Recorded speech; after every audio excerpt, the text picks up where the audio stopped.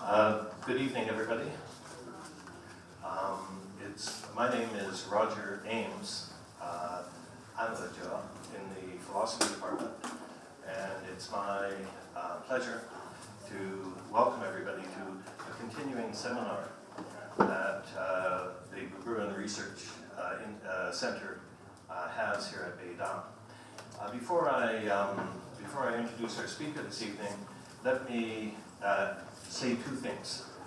First thing is, everybody turn off your telephones and all of those noisy things that interrupt the speaker. So let's make sure our telephones are all turned off. The second thing is that on your seat there's a card. And Berggruen is a partner with Beijing University, and because Nobel doesn't award a prize for philosophy, the Berggruen Institute has done so. So the last 3 years, we give $1 million, $1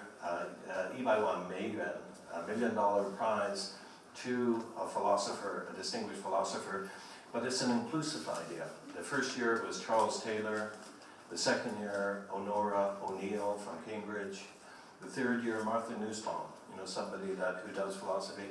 But it's not just philosophers, it's anybody who has ideas that change the world. This is what Berggruen is looking for. And so what we're looking for is nominations. The nominations close in the middle of June. And so if there's somebody that you think should be nominated from our world here at Beidang, then please nominate them. I can see some international students too, philosophers, intellectuals, rather than just philosophers, but from other parts of the world too. Please nominate them. In the fullness of time, we want to be sure to have Chinese and European and Asian winners of this prize. Having said that, it's my great pleasure this evening to introduce you to Professor Sakura Osamu from the University of Tokyo. Professor Sakura is the principal in the Berggruen Center for Advanced Intellectual project at University of Tokyo. And his work is really very interesting. The topic that we're looking at tonight is really contemporary. It's really an important topic. His research is at the intersection between scientific knowledge and human values. That what is the impact of this runaway technology that we're encountering on the human experience? When we talk about biological and cultural evolution, he's interested in the cultural differences in public image, the understanding of AI technologies, robots, like science fiction and media, things like that. And in particular, and very interesting, one of the things that we know from the Christian experience is that in Christianity, you have a kind of human exceptionalism. The human being is not just another animal. But when we look at Buddhism in Asia and the concept of the Bodhisattva is somebody who wants to save all of sentient life. And so there's a different way of thinking about the relationship between the human being and other elements in our environment. And this Professor Sakura is really expert in that area. So I really encourage you to listen carefully and to have some really good questions to ask him, because this is really一个非常难得的一个机会. Okay, so Professor Sakura.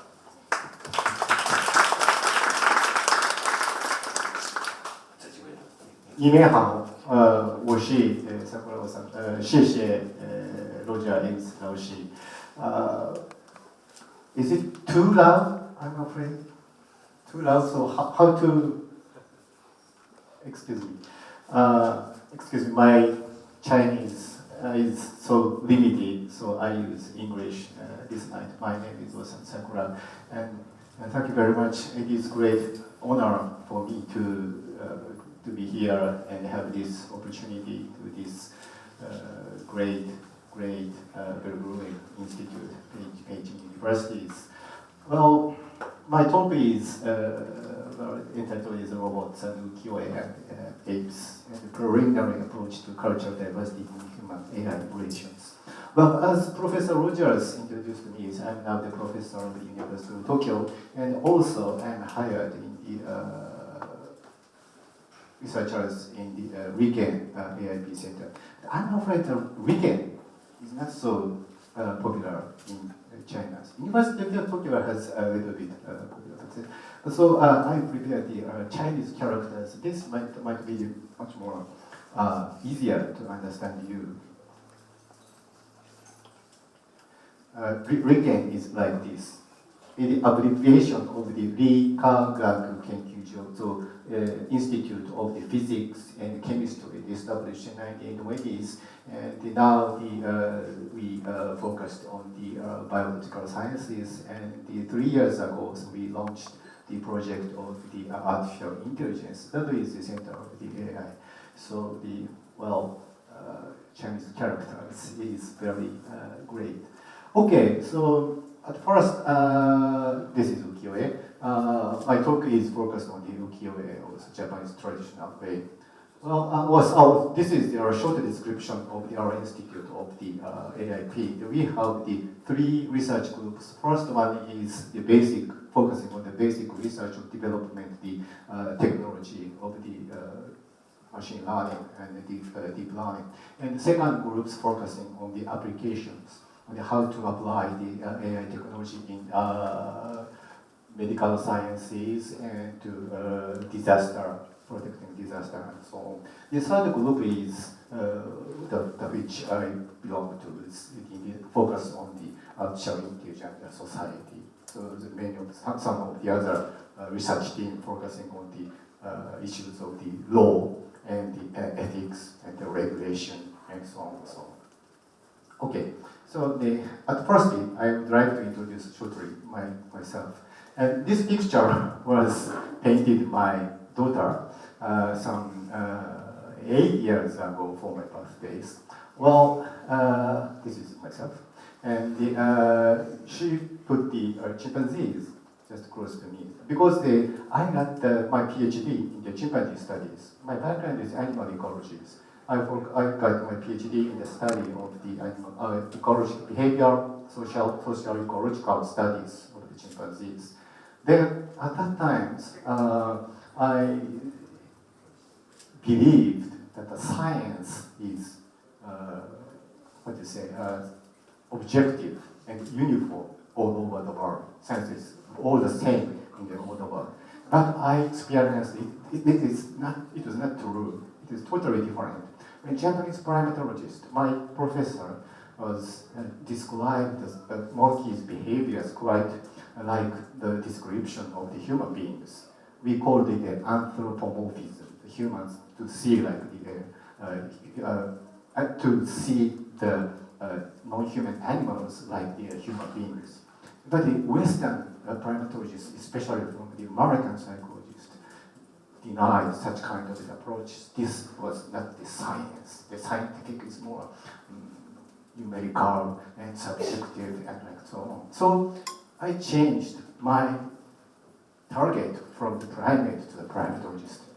How the cultural or the historical aspects of the sciences was background with differences, diversity, and so on and so on. So then, during the passing of the time, I switched my focus on the more wider aspects of the science and technology in general. And some years ago, I focused on the neuroethics, neurosciences, and physical issues. And currently, I focus on the artificial intelligence and robotics. So, first step, I started as a primatologist. My target was the chimpanzees. And the second step, I changed my target to the primatologist, the human beings, and the neuroscience. And now I focus on the robots. So my target just developed and evolved gradually, because that is my history of the academic. Okay, today's my talk content 3 parts. The first one is I shortly introduce the basic concept of why we need the cultural aspects of the society, social aspects of the society to respond to the emerging technology like AI and robots. And the second part, I described some of the example of the cultural biases between the Western and Eastern public society to the robots. And the third part, I developed further my discussion in the more hypothetical words to the, I will discuss the relation between our view to the artificial world and our view to the natural world. Okay. Well, first, I would like to emphasize the necessity of the culture. Why we need the culture to argue about the emerging technologies? Because LC is the ethical and legal and social issues. This term is quite introduced with the emerging of the Human Genome Project in the 1980s or 1990s. Not only the scientific or technological aspects, the ethical, legal, social issues are very important. So, but the LC, even LC is not enough, I think. So, because the cultural background of these ethical and legal systems are very diversified between several societies. So, I would like to emphasize the importance of the focusing or treating the cultural aspects of as the background to the social aspects, the social response to the new technologies. The key concept is social shaping of technology, SST. That is introduced by the 1980s. Many of the social scientists or the technological academics. But the concept is very simple. That is, society could shape the real using of the technologies. So many of the arguments focusing on how the AI would impact on the societies, how many laborers were lost their works, and which types of the regulations necessary, and so on, so on, so on. So our arguments mainly focus on these directions, which the AI or robots will effect on the societies. But SST, social shaping of technology, requires the opposite side of the directions. How society will shape the new technologies, how the society will react to these emerging technologies.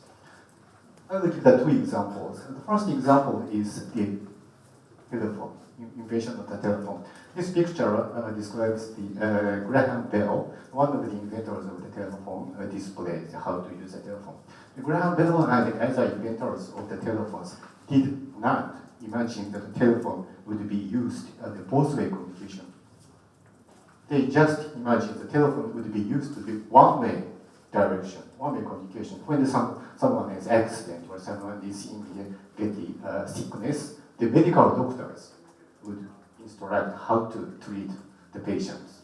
That was their imagination of the telephones. But today, nobody uses the telephone in such a way. So everyone, including me, use the telephone as the both-way communication. That was one example of the social shaping of the new technology. On the other hand, the radio was completely the opposite. Radio was invented as the both-way tool of the both-way communications. In fact, some of the European countries and some of the states in the United States in early stages, the radio programs was composed by in such a ways the senders and the listeners, both of them to make the beauty programs. But this way we have some of the many regulations how to use the waves. So we cannot use this radio in this way. So this is the opposite of the social shaping of the technology. So in the background of the society, there is a very big area of the culture. So that is the reason why I think that it is necessary to study cultures to understand the reaction with the technologies and public societies. Okay, so I will give you a few examples of the cultural bias in the humans and relation of the humans between the AI and robots. Well, my example from the singularity talk. Singularity is a technological singularity is quite famous. It's one of the most famous propaganda of the singularity talk is Ray Kurzweil, a futurologist in United States. He published the book The Singularity is Near in the early 2000s. Then he said that machine intelligence will have complete freedom of design and architecture, as well as constant performance at all times. Well, simply I cannot agree with his statements like this. Why the machine intelligence did not have such freedom? Machine intelligence will have such freedom. Machine intelligence has their own restriction and constraint. So, and my Macintosh and the iPhone is, I love these machines, but they do not perform in consistent way. They sometimes freeze, and they sometimes shut down. So I simply do not believe his arguments. Then he continues that another advantage of machine intelligence is that it can consistently perform at peak levels and can combine peak skills. Well, I think it is too much optimistic. He believes the performance of the machines like this way. Here's the examples from the Nick Bostrom's superintelligence. He is the philosopher in Oxford in the United Kingdom, and his book is focused on how we should manage the artificial intelligence technologies. Well, he pointed out that other animals, non-human animals, have stronger muscles and sharper claws, but we humans have cleverer brains. Well, this type of the view to the human beings are quite popular in the Western discourses, I think. That is similar to this one, Blaise Pascal's, and one is thinking we. The one is quite weak things in the physical, but we have the much strong mental and intelligent abilities. That is the humanities, origin of the humanities. But as a former primatologist, I would like to say that this is not true in scientifically. The human ancestors were not so weak animals. They are quite stronger. They are not as much as strong as other animals. One of the examples is not humans, but the chimpanzees. And many of the hair of the pumas, tigers, lions are found from the fecus of the chimpanzees. That means that the chimpanzees sometimes eat their child of the such animals, pumas and cats. So this is one of the evidences that human ancestors were not so weak animals in the physical way. Of course, they were not the strongest animals, but not so the weakest animals. Bostrom also continues that not every feat accomplished by evolution in the course of the development of human intelligence is relevant to a human engineer trying to artificially evolve machine intelligence. Only a small portion of evolutionary selection on Earth has been selection for intelligence, that means the human intelligences. But I think that this view is too narrow to grasp the human intelligence. They are focused just on the logical thinking or the some ability to the abstraction while using the language, logical reasoning, and so on and so on. But these are, of course, these abilities of human abilities are very strong enough, but these are only parts of the human intelligence. Much more the interaction with the environment through body is very important part of the human intelligence. That is my opinion or feeling. Their view to the intelligence of the human ability is quite biased or limited. Those are the summary of my opinion. That there are views to the humans that the humans are special creatures and different from other animals. Quite one of their views. And they see that the machines work accurately or mechanically.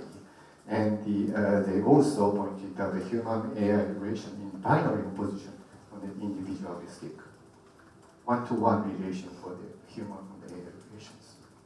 So these are the example of the cultural bias in the discourse of the singularity or human-AI relations. So these are my working hypotheses. These cultural biases affect on human-AI or robot relations and also are reflected on the composition of human-AI and robot relations. In these talks, I do not define the AI and robots definitely. So using just the what do you say in English? Just a rough, flexible way. So please don't care what is AI or which is a robot and so on.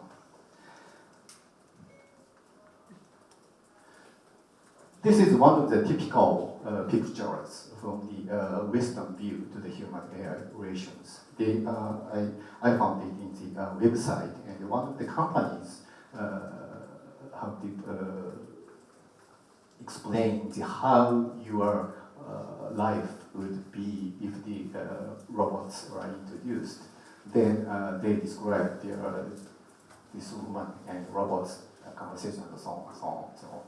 Well, this one is quite typical. One-to-one communication. They are face-to-face. The other is the capture from the some of the YouTube or something like that. So Will Smith, famous American actors, have the dating with this robot lady or woman, or I don't think so. I'm not sure about that, but these films, 5 minutes or so, but these are always continuous in this angle, this composition. So they conversate with this way, like this, face-to-face communications. This is also a typical example. This is captured from a scene from film Ex Machina, in 2016 or something like that. But this is not a human-AI relation, the robot-robot relation, but it's typical to the like this. They composite in the opposite to what you say in English, opposite way, face-to-face communication, one-to-one. But in Japanese pictures, the composition is totally different. This is one of the famous robot researchers, Hiroshi Ishiguro, in the Osaka universities, who make the very similar human-like robots. And I think this is a robot and this is a human being. But anyway, so like this, both of them look to us. They are in composite in these ways, not to the face-to-face. This is another example. This guy names, I'm not sure, Hikakin, one of the most popular YouTubers in Japan. And he introduced the Pepper, the one of the robots in Japan. And he bought this type of the robots, and he opened it, and he explains what is happening, how so on. Then he always think this way, not like this. he always explained to the watchers like this. This is another example, the Tomotaka Takahashi, that he's a robot creator. And this is a little bit different, but they also they do not also use the face-to-face compositions like this. So this robot was created by himself, and he watches at least he okay or something like that in this way. So I use the Google search to the my intuition is true or not. So firstly, I use the English term human robot and relation, and these pictures, and like this way and this way, and this is a different. This is different, but I like this way. So when using the English terms, my intuition is supported, at least in some degrees. Then next step, I use the Japanese terms, human, robot, and relations. Totally different pictures come like this, Ishiguro-san again, and like this. So this is one of the typical images of the Japanese way of the human-robot relations. His name was Michio Okada, a professor of the Toyohashi University of Technology. As he emphasized that weakness is important for the robot to inspire the human-robot communications. Well, in the Western way, the robot is always used to enhance the human abilities. But that's not the way he says. For example, this is a garbage,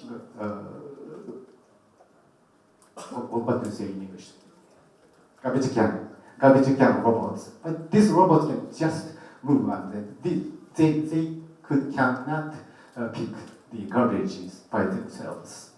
Then, when he put these garbage can robots in the public situations, some of the infants would pick the garbage and put the garbage in. So this weakness and lack of or some abilities could inspire the human-robot relations. That is his philosophies, and I think that is originated from the Eastern view of these human-robot relations. Well, this is a schema of the human-robot relation. This is a Euro-American human-robot relations. In the Japanese way, like this, today humans and robots see the sum of the third item. Then, so I'd like to introduce two other conceptual tools to analyze these human-robot relations. First one is the viewing together theory, and the second one is the role of the frame of the paintings. Okay, so what is viewing together? Viewing together was introduced by the Japanese psychiatrist Osamu Kitayama, who was used to be a pop singer in Japan, but anyway, he was a psychiatrist. Then this is quite similar, the concept of the joint attention in the mother and infant. Mother and infant can see the sum of the third items together. Well, these Scheff and Brunner, the developmental psychologists, found that this ability is only found in the 9-month-old children. But anyway, Kitayama used this concept to demonstrate the originalities of the Japanese mother-infant relations.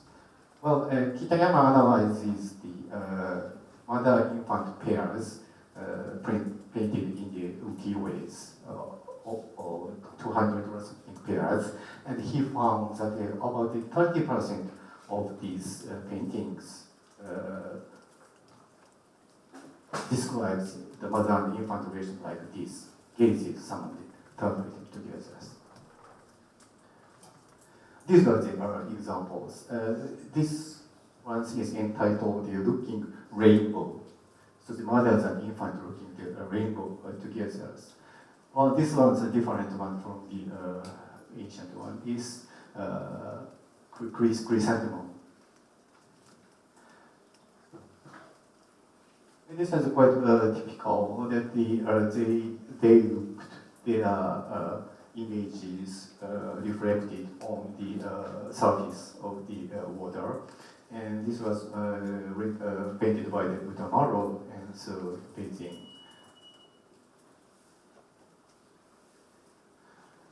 These looking together was not limited to the ukiyo-e, so some of the films was applied to this type of the compositions. This was the famous Japanese movie director, Ozu Yasujiro, the Tokyo Stories, and he really prefers this way and this way.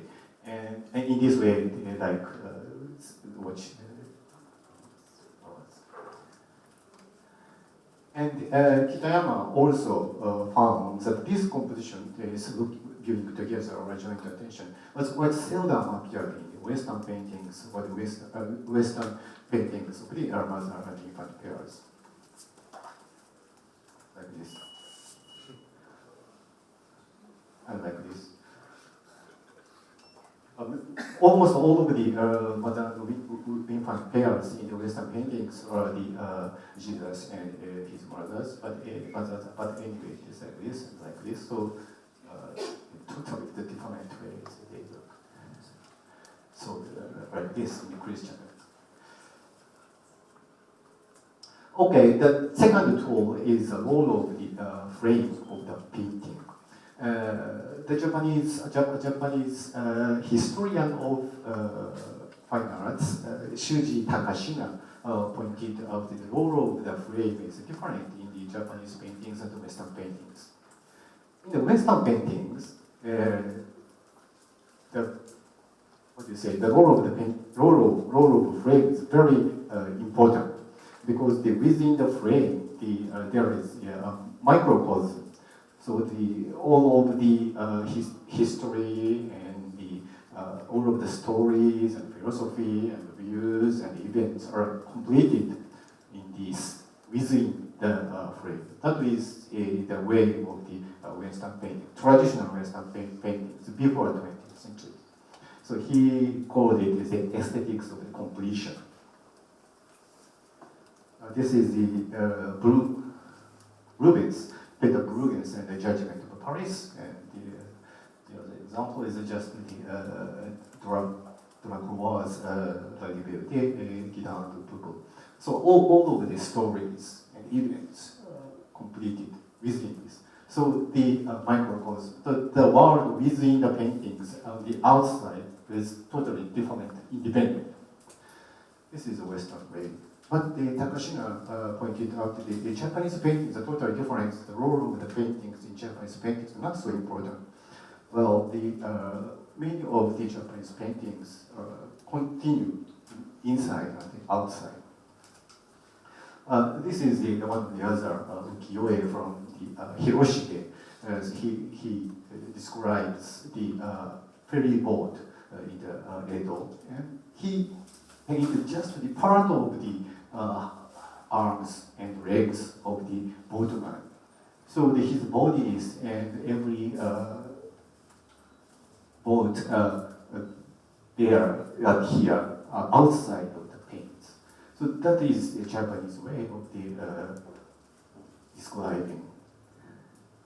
So the other example is painted by, I'm not familiar with Takeji Fujishima. Takeji Fujishima is the early 20th century's painters. He applied the Western way oil paintings of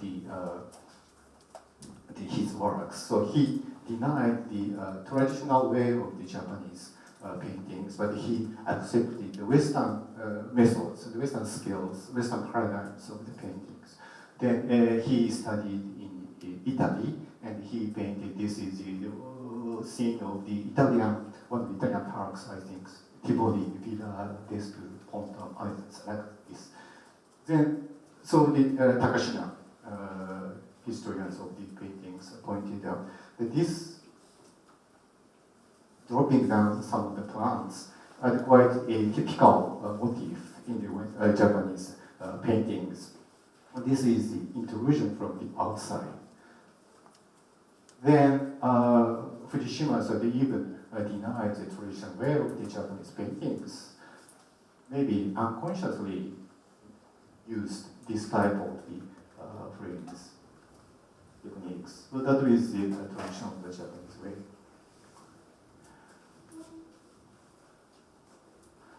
Well, this afternoon, I found a similar composition.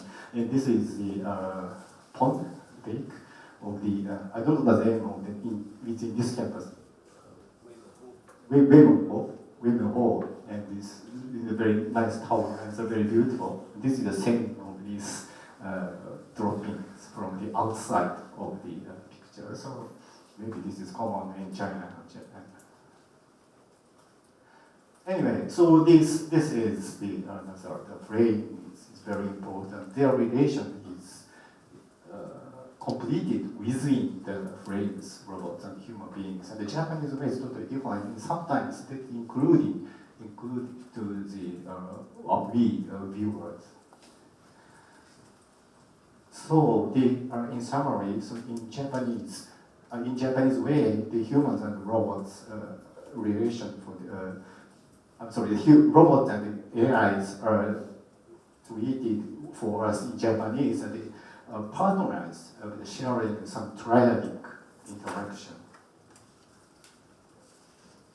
For the humans and robots are almost the equal relations, for the subjective agents. We regard the robots and subjective agents.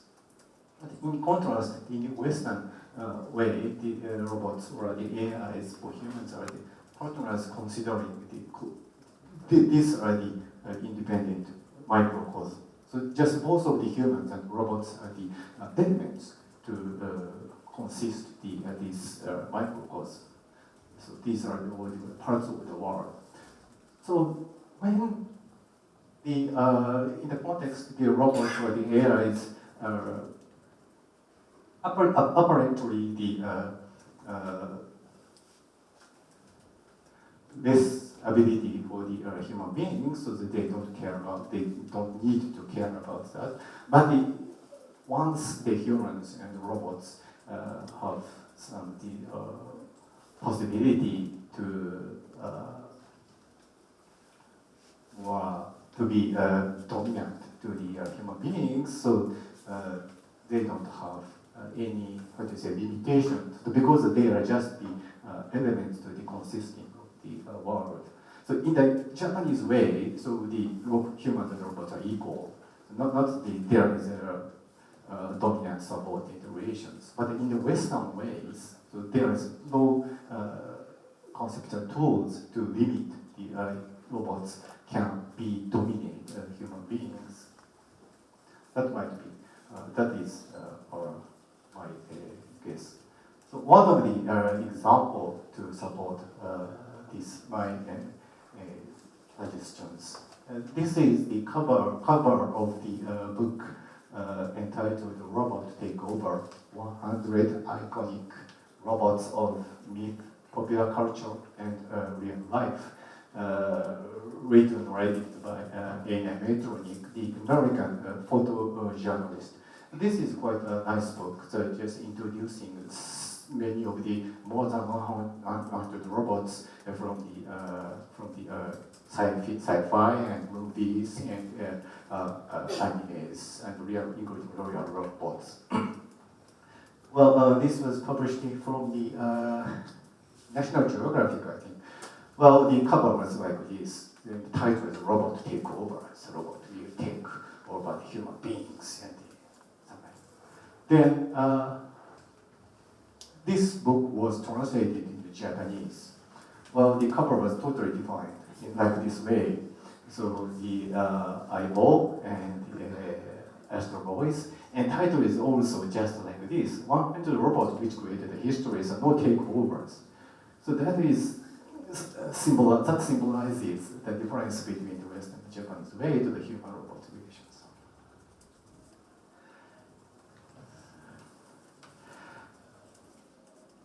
Okay, at the third part, the final part, I would like to develop my perspective to the more wider in context.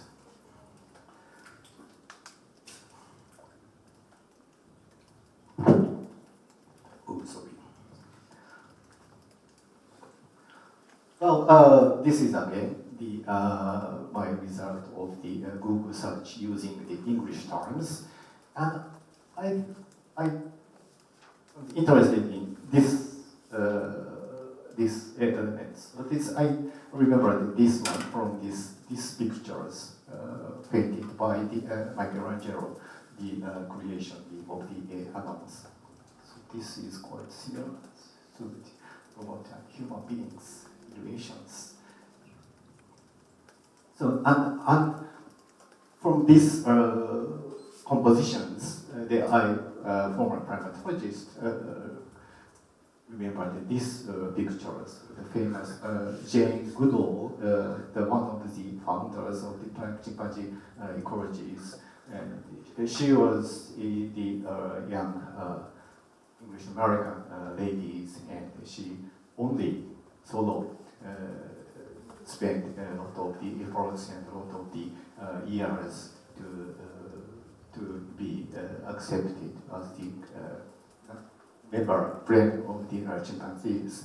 And this picture represented at last she was welcomed as the member friend of the chimpanzees. Like this motif is similar motifs to bridging the humans and apes. So this is my another hypothesis, that the relation between humans and robots quite parallel between the humans and apes or monkeys.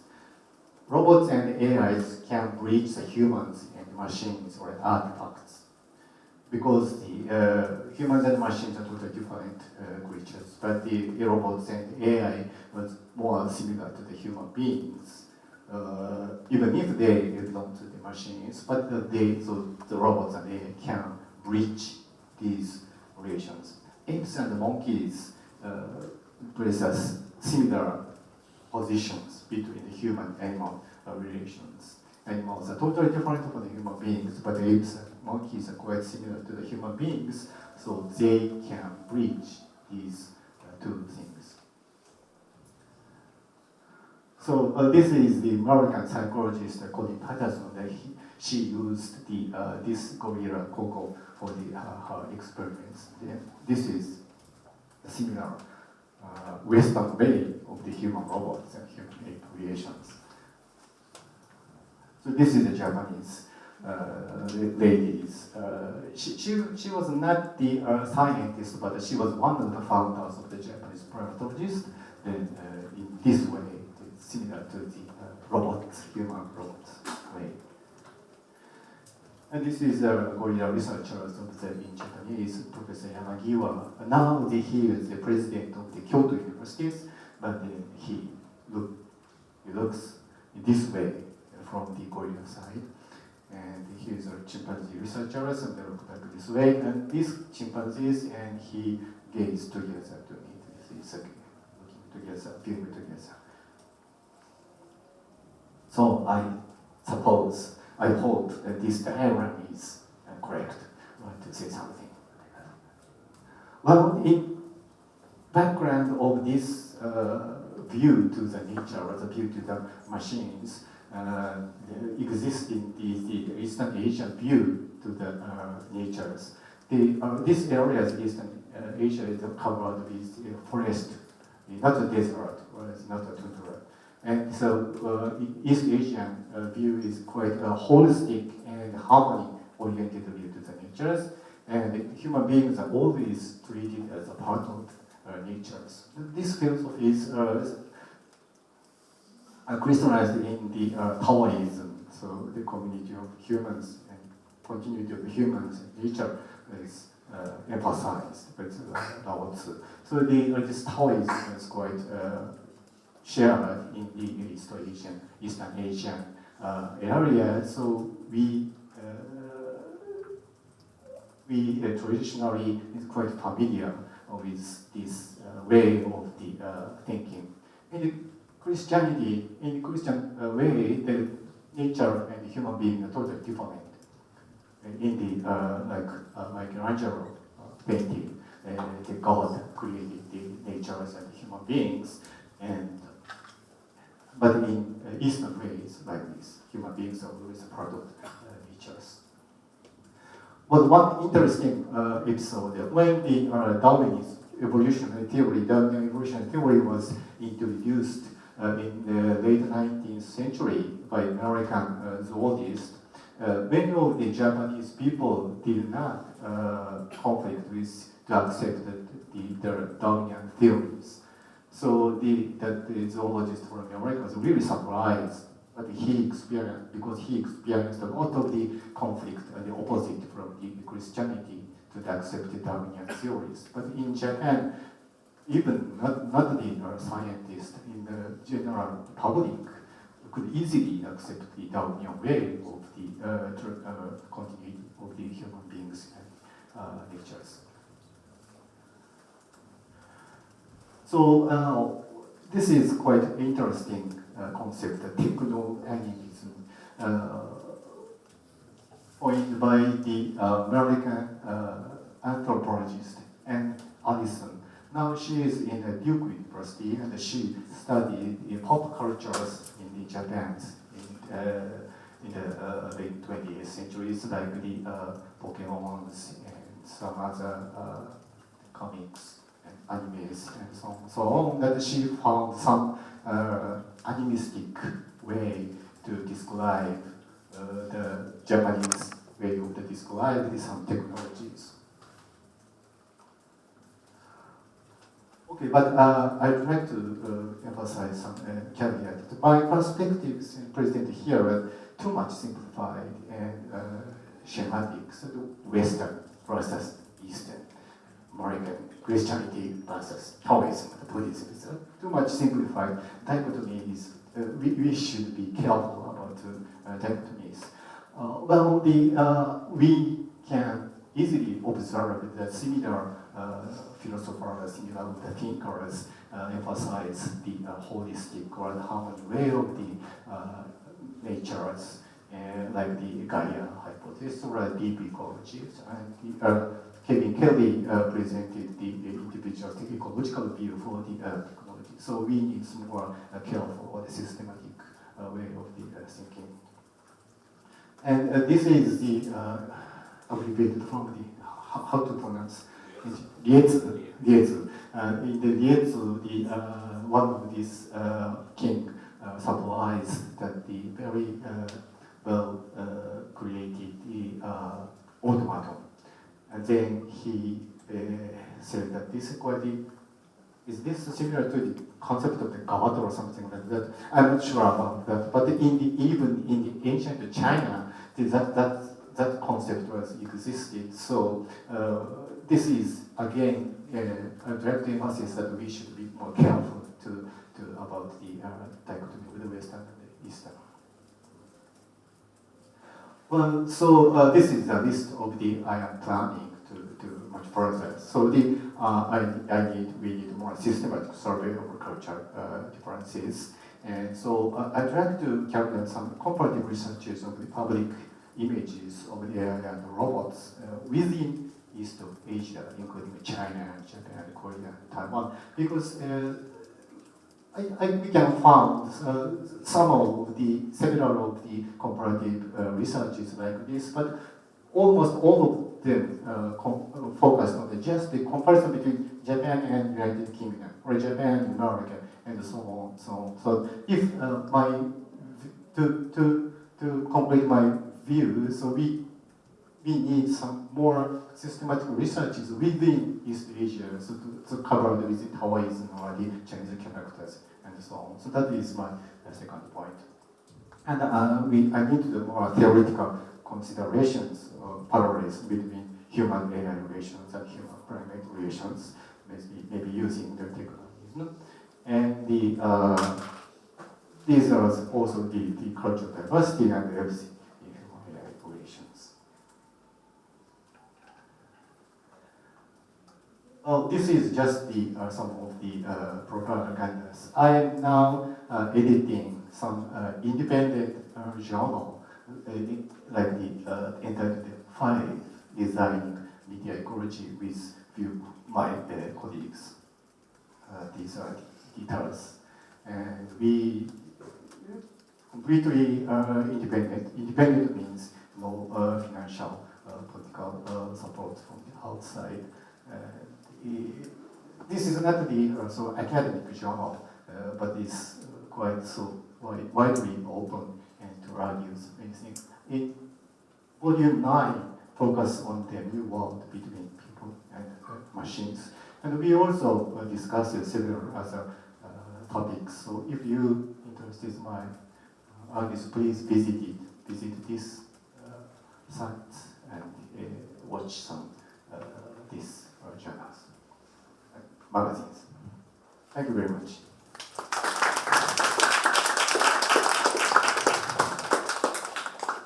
Thank you very much, Professor Sakura. He has located the phenomenon of contemporary artificial intelligence, development of artificial intelligence within cultural differences. That is really intriguing. How do Asians, Chinese, Japanese look at the development of artificial intelligence? How do Western people coming from a different perspective look at it? So really fascinating. So some questions over here. Why don't we pass the microphone? Thank you so much for your talk. I have two related questions. The first of them is about when we maybe unintentionally import cultural biases which are not entirely positive. So with the processes of machine learning now, there's been some examples of where hiring recommendation algorithms have been trained on hiring data that pre-exists on the internet, and in doing so, they've imported cultural racial biases towards certain jobs. So when that happens, who does the responsibility fall upon for encoding those less than positive cultural biases? And then the second question is more broadly, when we talk about morality of machines, who is responsible for deciding what morality is when morality itself is such a cultural construct? Well, as to the first questions, it is quite big issues for the. You mean something like the algorithm bias or something like that? So which cause the some gender discrimination or the racial discrimination and so on. So it's quite complicated and difficult issues because currently the algorithm and the data are inseparable. So the who and what is responsible for this result is quite complicated. It is difficult to define. So who is the contribute to this biased design? So I think that we need more transparency before the decision of the artificial intelligence. At present, many of the reasons are quite unknown. Black box, like the black box. We need to open the transparent, to be transparent between what has happened within these processes. The second is we need some more regulations. It is just a problem. It's partly it is just a problem with the regulations. Who should be the more responsible to this result? The engineers or the inventors or some users. This is the problem with the rule regulations. This is my question. So, and in the second part. So I'm sorry. What is the second part? Oh, if we're delegating morality to machines, how do you deal with the fact that morality itself is so different across cultures? Yeah, that is also the difficult problems. So can I ask who should be the agent for such morality activities? Do you think so? Sometimes the individual robots and AI should be the agents, but at present we are now living in the widely atmosphere, the environment, or it's separately all of the environments are spread between the AI agents. So I think that might be difficult to focus on each individual agent to the fundamental. So we need how to design this environment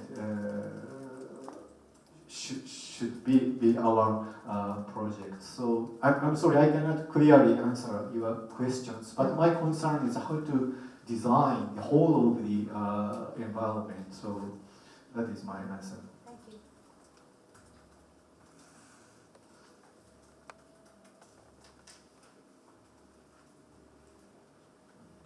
you. Yes, thank you very much for this very interesting talk.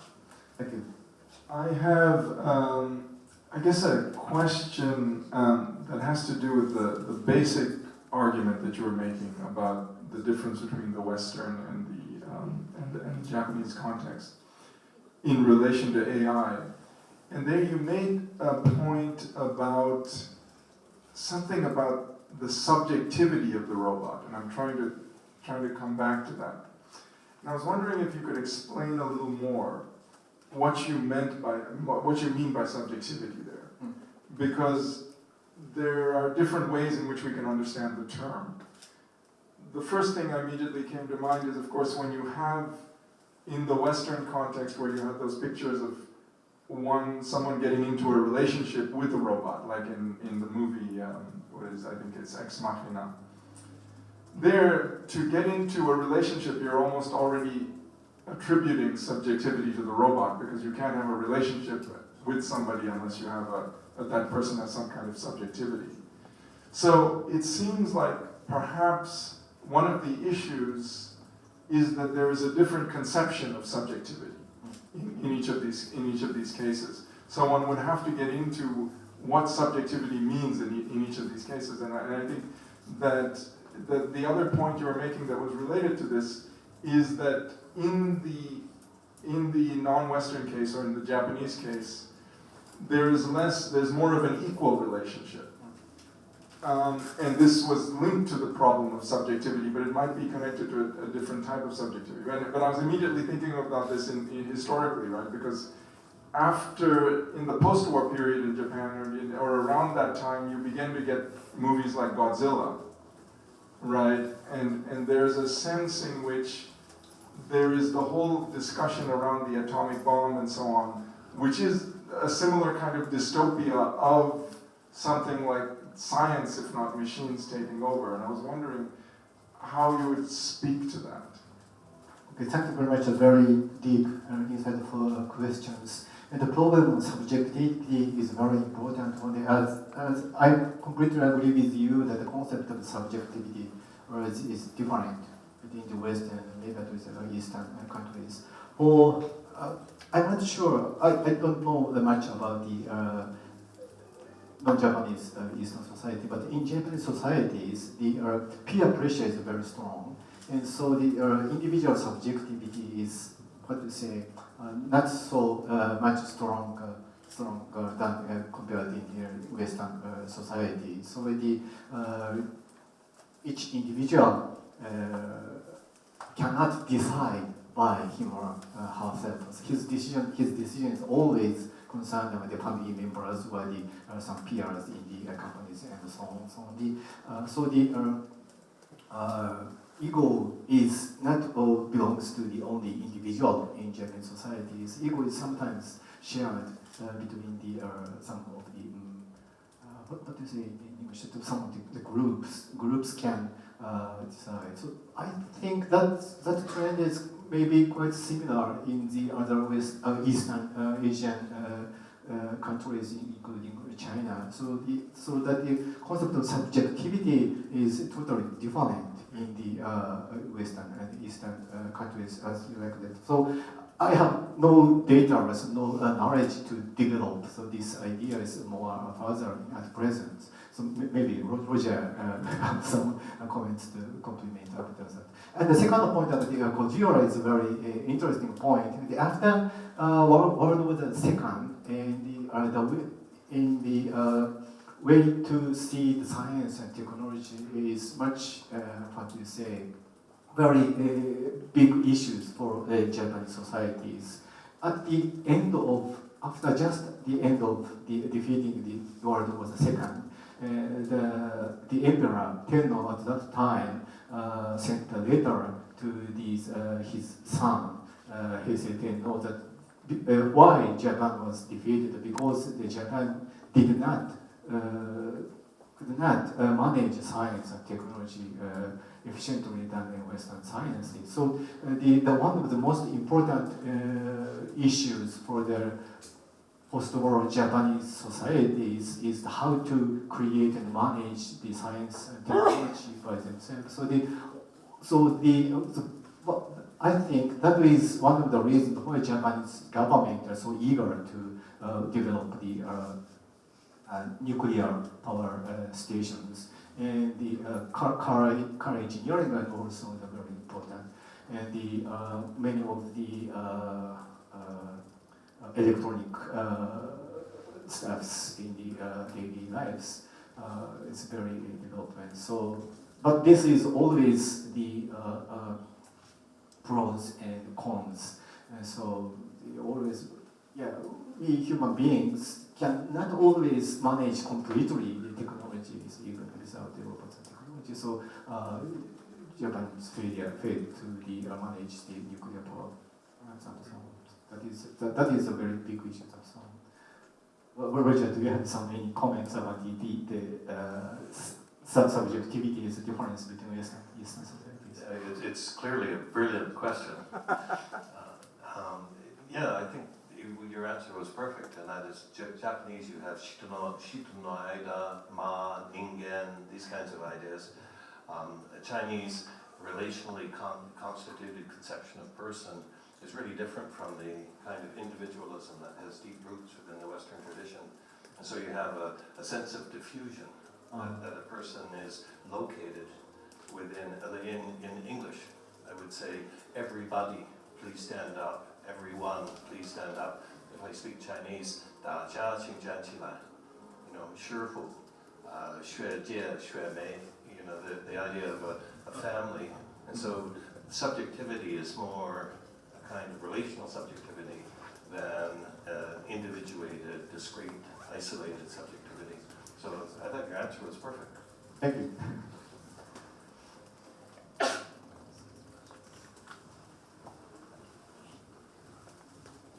Sonia, I can't believe you don't have a question. Yes, maybe I can have one first. I think that the way you show robots that are different in Japan and in the United States remind me of the way we're seeing the world in China, Japan, and the States, actually. So I'm not really familiar with Japanese society, but I should learn more on that. But in China, this is how a human child is actually growing up. You have a mother who told you, look at that. That is something like this, and this A is composed of B and C. So we're actually observing another object through actually the eyes of our mothers and fathers. So this is why actually in China, and I believe to some extent in Japan, that actually the human child is learning the cultural and the world through the eyes of their family. In the Western society, it's like when you talk to your child, and the most frequent question that you may ask is something like, what would you think? Yeah? So last week, I have a friend, the president of AAAI from University of Southern California, Professor Yolanda. She said she had a 6-year-old girl, and there's one day that a boy said, "Can you marry me?" The question that Yolanda asked her daughter is, "What do you think?" It's not like, well, in China it would be, how stupid can he say that? It's just crazy idea. Live along with, you cannot really talk to him again anymore. So this is pretty much the Chinese mother would like to say to her daughter. So the what do you think idea is something like, I'm gonna have you to have the observation of the situations and the way you're observing the world and the boy that might be crazy, that maybe truly love you. And then the answer from the daughter is something like, okay, if you can create a robot exactly like me, and then I can marry you through the voice of a 6-year-old daughter. So Yolanda got crazy in a way that you never take a course in AI and robot. Now how can you have the statement like that? And then the daughter says that, oh, come on, Mom, I know you're working on artificial intelligence, but there is no way that you can create something like me, exactly like me. So I'm not gonna, marry him anyway. But I think he can spend like a lifetime to actually create something like that. And then after that, he would not really like me. So this is the way that they're interacting with the world in a position of what do I defining myself as me, what I would think. But I think the joint observation of objects or teaching through interaction through other eyes, I wouldn't say it's quite Eastern, but that's my observation. So I think in this way, I think we have a robot which can be related to the human being, but they can have their own viewpoints. So in this case, if we're having robot, if we are having a extended life of that form, so shall we interact with the robot in a way that, how do you see the world? How do you see us? It's not really told them, this is the world, and this is how you should see the world, how you should see the nature. So I think if the robot can really learn human empathy, cognitive empathy, and theory of mind, and then they have an initial model for the interaction with the world, with the concept of self, of the robot self, and then they should partially have their own way to interact with the world. That's my general comments. It's not a question, but it's a comments. And very good comments. Zogby is a specialist in robotics too, yes. So it's a very interesting comment. Yeah. Down at the back, please.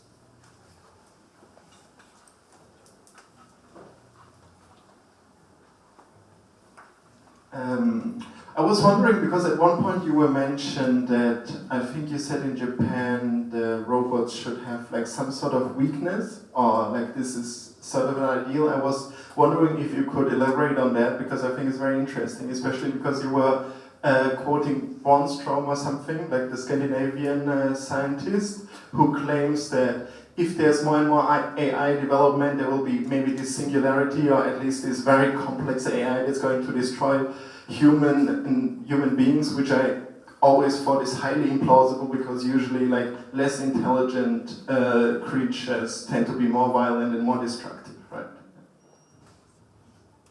So I'm curious about this notion of weakness in the... Yeah, thank you very much. It is also the comments. I agree with you. So it's quite similar to his comments that the point about how to treat an AI. So, which world, which world, with which society we should develop and realize. So that should be the first starting point that we discuss about the human-AI relations. That is my opinion. So I completely agree with both of you. Thank you very much. Down there, and then here.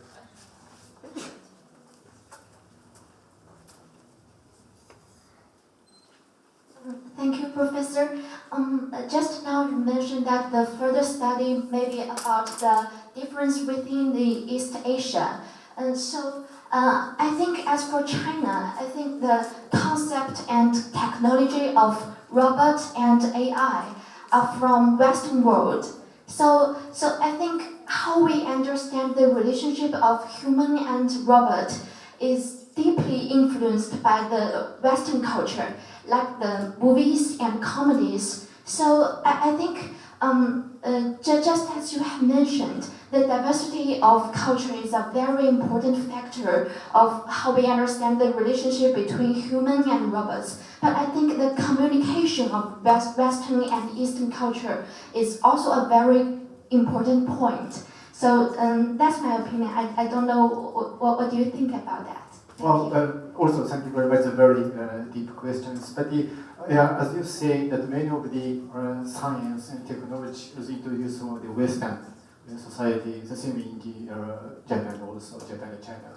All of the other non-Western countries introduced the Western way of the thinking and science and technologies. But the cultures and activities, as what do you say, multi-layer. What do you say? So that is the reason why I mentioned on this ancient Chinese vision to the artificial things. This is the very, very ancient old ones, much long before the Western cultures came to the China.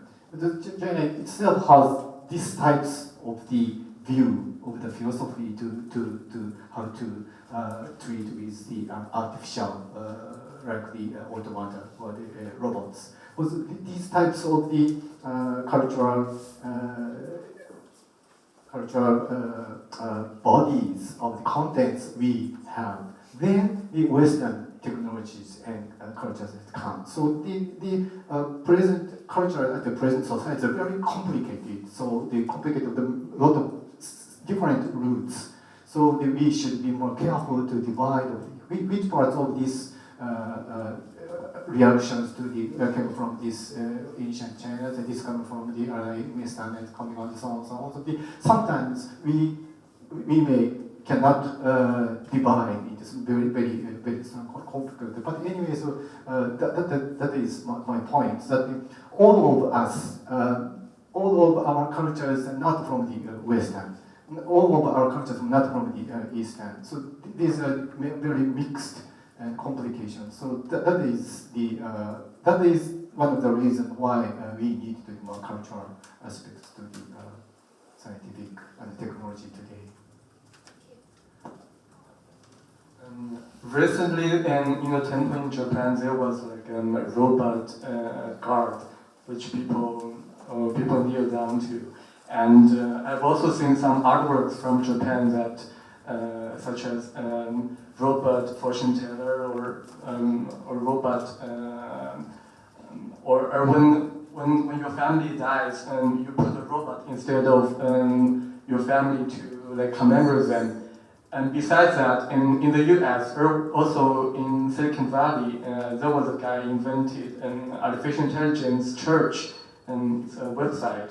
And recently, the Stanford University Press also published a new book about automatos, like robots in ancient Greek, which there was a line saying, if you go against with machines, robots, you are against a god or something. I think it's kind of against your saying that machines are partners with humans. So I want to know your thoughts on this phenomenon. Oh, I'm sorry, I cannot catch the point of your questions.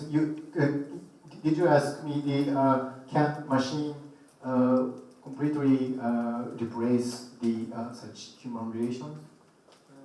In your talk, you said machines are like partners with human in Japan. So, but I put some like examples against your saying. So I want to know your thoughts.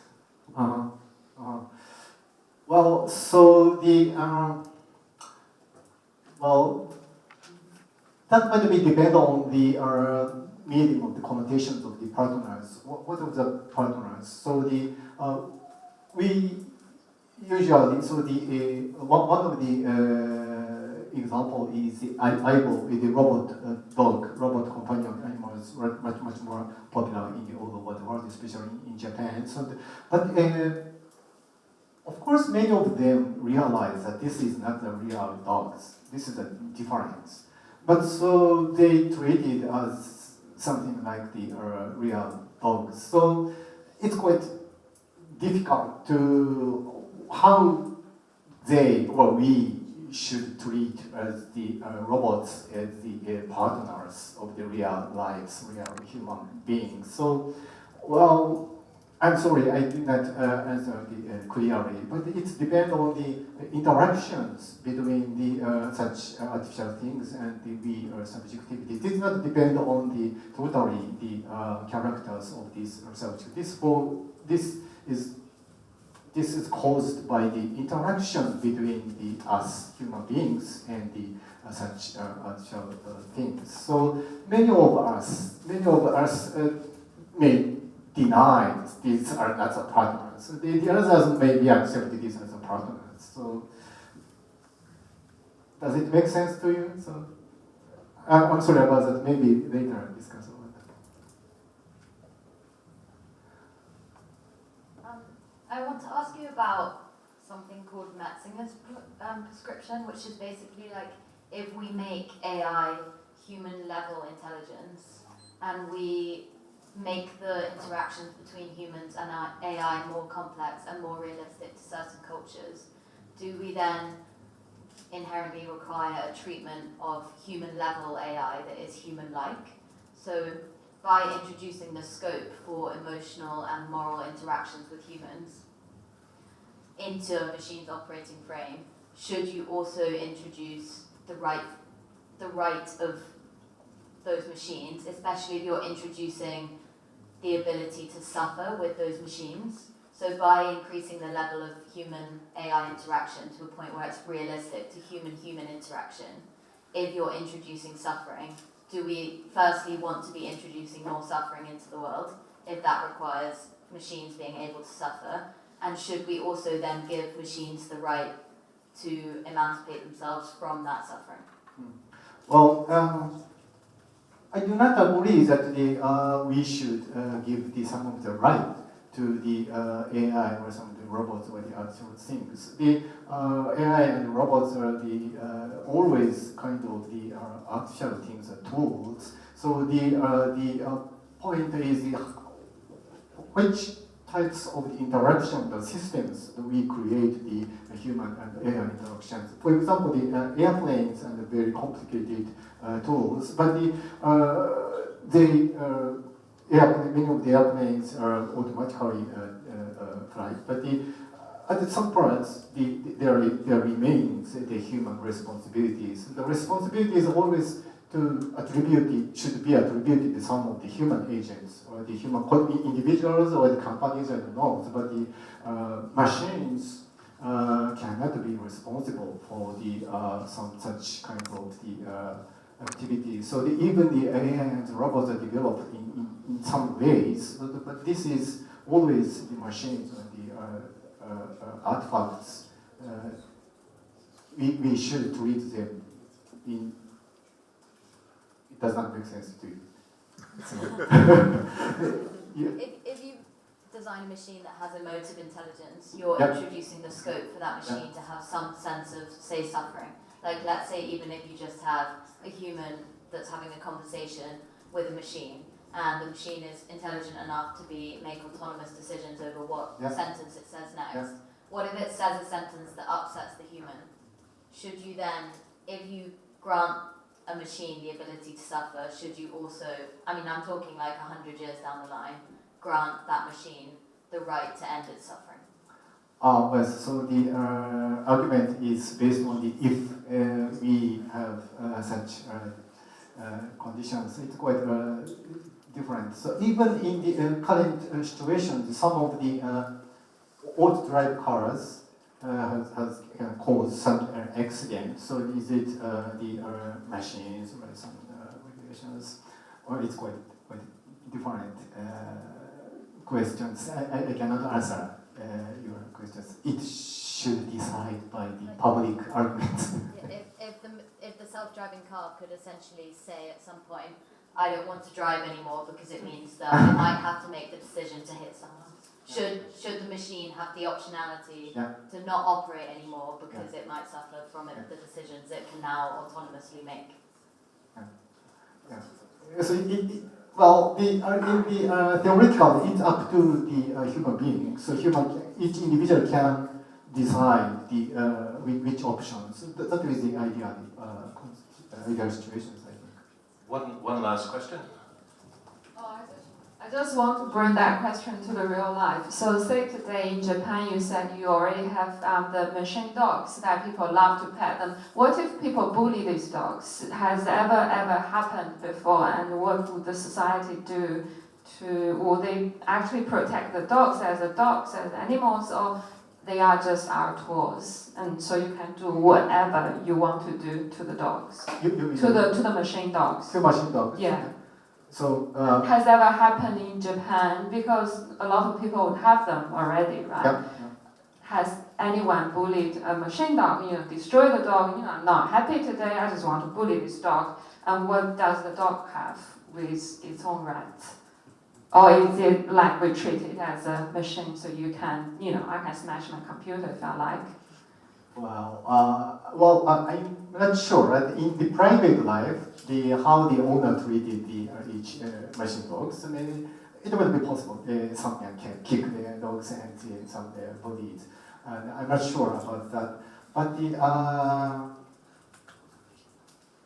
when the maker Sony decided to stop to continue provide each parts of the such robot dogs, and many of the owners protested because such robot dogs sometimes destroys and doesn't work, and so if the maker does not provide each parts, so they cannot survive anymore. So many of the owners protested, but anyway, Sony decided to stop to provide each parts of each machine. So many of the owners have the ceremony to the funeral like this. So many of them treated it's like the real dogs. And again, so I don't know that they really treat as completely same living dogs. I don't think so, but it's like quite similar to the treatment or the relation with the dolls, human dolls. Some of the dolls are very affinity relations, cause affinity relations to some human beings, and some of the different. So it's always the result or the product of the interaction between subjective human beings and objective machines. So it's not the only. We cannot contribute the what will happen. What is happening is always the subjective these characters. It's not the problem of the subjectivity. It's always a problem of the interaction between the subjective and the subjective and objective. It's not the problem of the objectivity. I think it's not the problem of the pure objectivity. So objective-subjective interaction is cause such phenomena. Thank you all for coming, and please join me in thanking Professor Sakura. Thank you. Yes, If you have any more questions, just come on up.